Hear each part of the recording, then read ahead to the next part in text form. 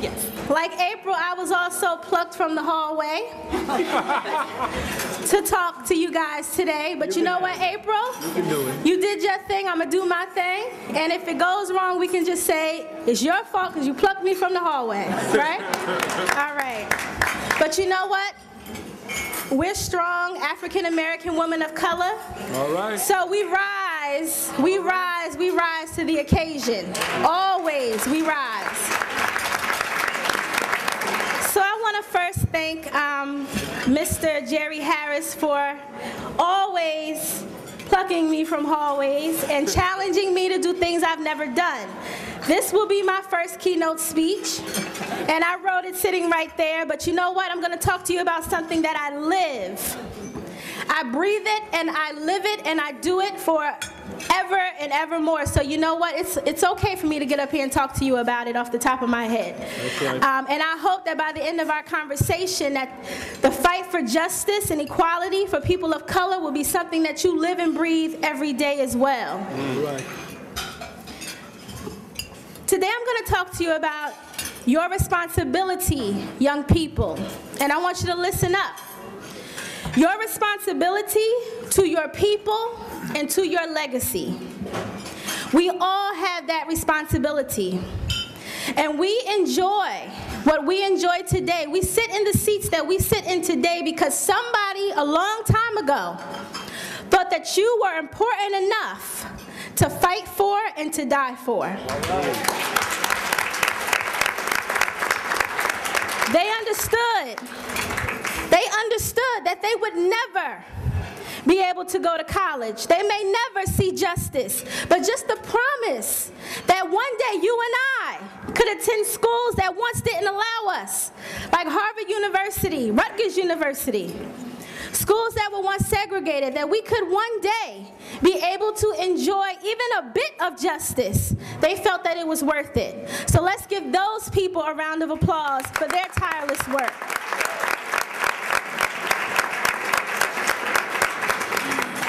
As people of color, our entire existence in America has been one of constant struggle, but of constant triumph. And at the head of that fight has always been the young people, always. From slave rebellions to walking into newly desegregated schools as a young child all by yourself while people are yelling at you and calling you an N, you know the rest. Throwing things at you, but you still keep walking in that school. From lunch counter sit-ins to marches to protests, young people of color, African American young people have always been at the front of the fight for justice. They have always been the leaders of the movement for change. But see, somehow along the way, we lost our way. We thought we'd won. We got affirmative action, so we stopped taking action. Come on. And now we find ourselves today where we have a couple of very strong youth leaders, but we're not working at the same intensity that we should be working because guess what? The fight is not won. Right. And you can tell that by your communities. All right. I'm from Newark, New Jersey. I grew up in a household. My parents were both there, my mother and father. My mother was a stay-at-home mom. And I was sheltered as a child. I went to Arts High School, love Arts High, but it wasn't the best. But my parents said, you're not going to West Side, you're not going to Barringer. Wait a minute now, West Side. Oh, no offense. No offense, but those schools are not preparing our children to meet the demands of 21st century America. They're just not doing it. Now, you're right. So somehow along the way, we lost our path. We became more involved in the pursuit of money, of power, of respect. And those things do not compare to justice. All right. So the ways that we achieve them, drugs, violence. If you want to know why our communities are struggling, why our families are struggling, is because we are living in poverty. Only 12% of the people that live in Newark, New Jersey have college degrees. In 2011. So our fight is not over and the battle has not been won. Young people, are you listening? See, the older people, I know they're listening because they've lived it, but I want you to listen.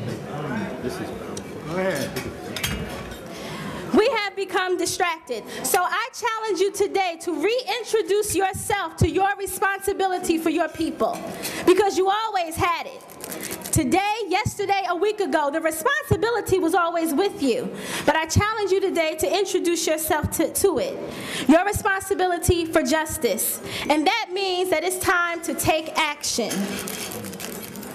It is your responsibility to fight now for the most important civil right that you are definitely being denied daily.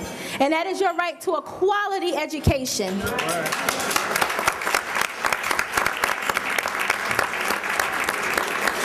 Malcolm X said it best.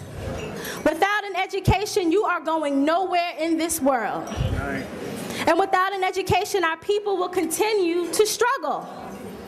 So our pursuit has to be to have that civil right in our hands, so that a child, no matter who their mama is, what neighborhood they live in, whether they filled out an application or not, whether they were lucky enough to get into that magnet school, no matter where you are in your community, in your life, you should be able to go to a school that has books for every student. How many of you are being educated in a school where you can't take your books home? Raise your hand. Far too many. How many of you are being educated in schools without science labs? Oh, we have.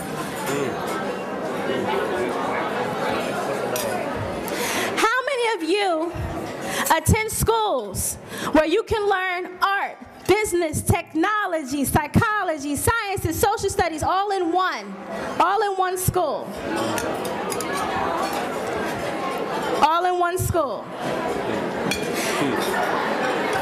Every student in this room should be raising their hand. Because I went to arts high school and I learned art, but I didn't get to take politics or business or technology. But I learned about a school in Ramsey, New Jersey, where the students are being introduced to every facet of the world. You can take technology, business, and each classroom is fully equipped. I took a tour of that school, and I said, you guys have a jury making class? Can I see where it's taught? They showed me it was a room full of jewelry. It wasn't sharing a space with anything else. It was a room dedicated to jewelry, and that's the kind of education that you all deserve. Brown versus Board of Education ruled that separate schools could never be equal. Separate schools meant that white students were being educated in one school and black students were being educated in another. Over 50 years later, has that changed? So if Brown versus Board of Education said that separate schools can never be equal, then are we all receiving an equal education? No, but that can change. You have the right to every single thing that any other student in any other school has. You just have to begin to believe that. So I'm gonna finish up with a few steps to how you all can begin to become agents of change in your community. The first step is to believe in your power. Young people have so much power. That's right. I want you all, for one moment, to clap your hands together as loudly as you can, all of you, all the young people in the room.